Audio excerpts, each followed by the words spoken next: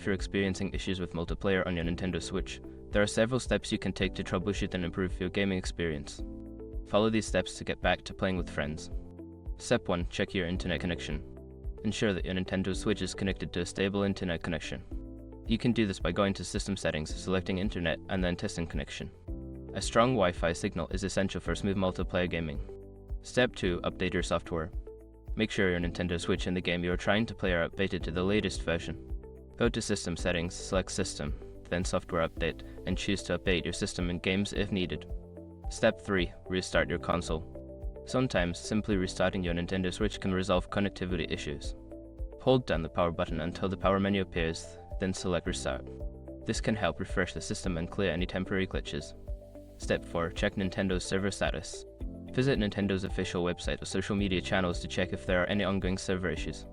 If the servers are down, you may need to wait until they are back online to play multiplayer games.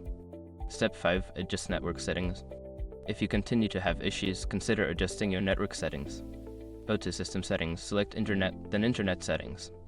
You can try changing your DNS settings or connecting to a different Wi-Fi network to see if that improves your multiplayer experience.